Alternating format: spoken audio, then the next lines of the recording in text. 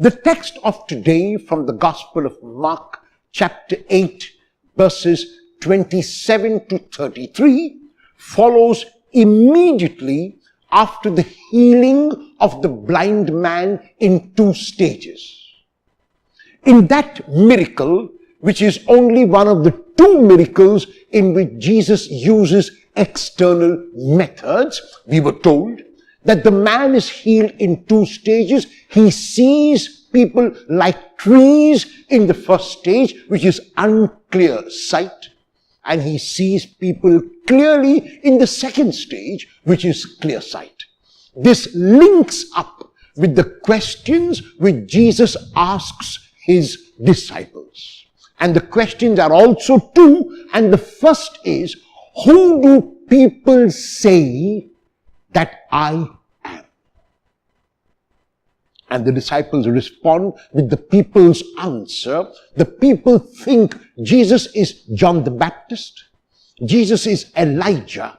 Jesus is one of the prophets. John the Baptist is the forerunner. Elijah was the prophet according to Malachi, who was being sent by God to prepare the way. And one of the prophets is the understanding of the people at that time that they would arise a prophet very much like Moses, who would save his people from sin and take them to the promised land.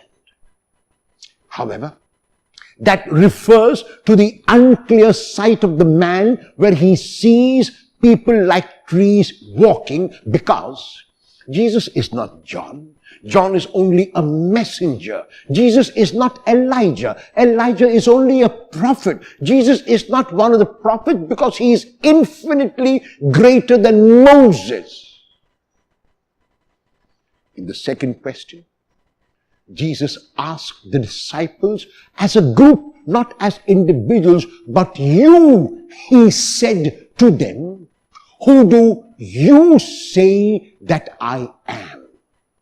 In the question, the you is emphatic and the you is plural, which means it is a question posed to this inner group of people whom Jesus asks.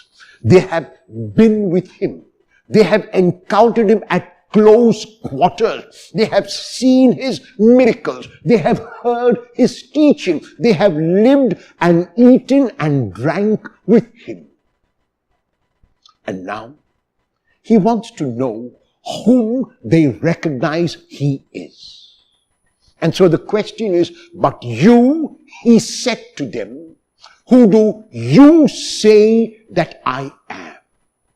And Simon Peter becomes the spokesperson of the group when he responds to Jesus in Mark by saying, you are the Christ.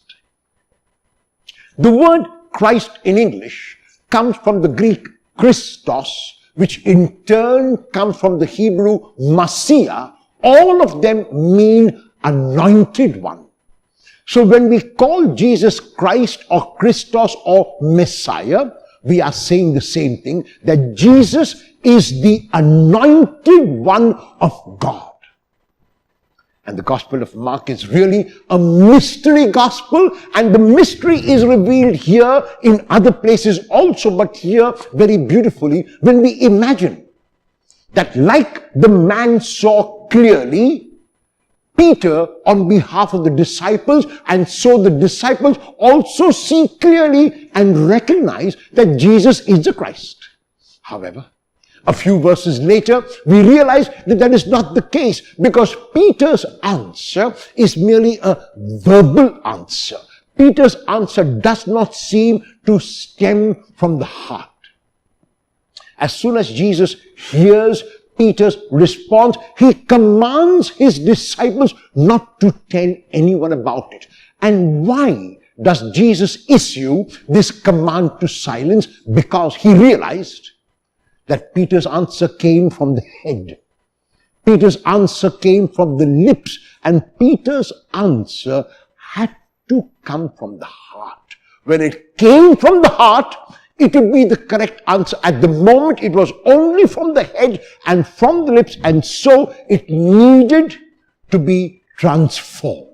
And Jesus does it after commanding his disciples to silence. He tells them the kind of Christ that he has come to be when he speaks the first passion and resurrection prediction in the Gospel of Mark.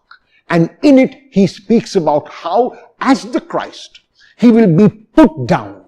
How, as the Christ, he will be judged. How, as the Christ, he will be condemned. How, as the Christ, he will be scourged. How, as the Christ, he will be nailed. But how also, as the Christ of God, he will rise from the dead. And so the first passion and resurrection prediction in the Gospel of Mark is in chapter 8, verse 31. So Jesus hears Peter's answer and explains the kind of Christ that he will be.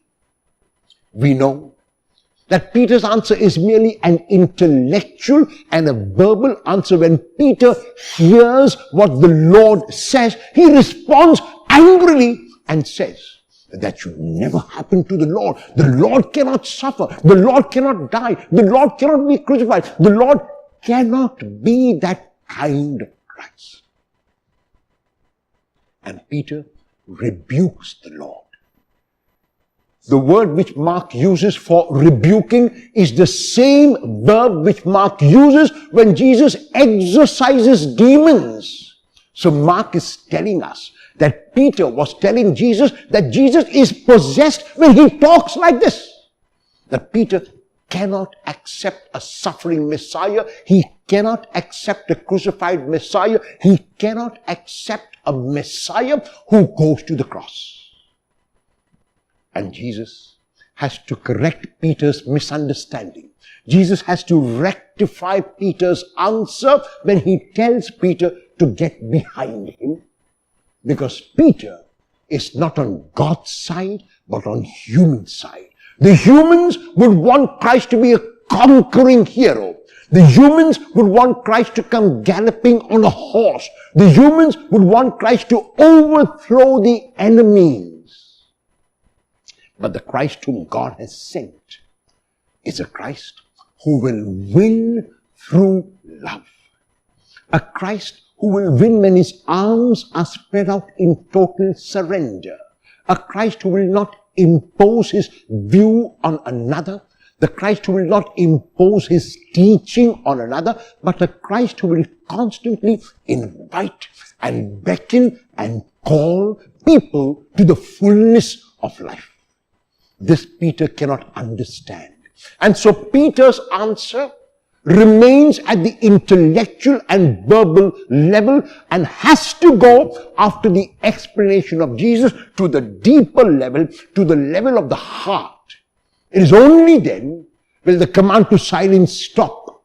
It is only then when Jesus will tell people that they can proclaim him, because immediately after talking about his passion, death and resurrection, Mark adds a phrase, and he said this plainly. In other words, he said it openly. He said it without mincing words. He said it not in parables, but in simple words which people could understand. Today, the Lord is asking me, who do you say that I am? What kind of a Messiah? What kind of a Christos? What kind of a Christ is the Lord for me? When I respond to the Lord and say, you are the Christ, what do I mean?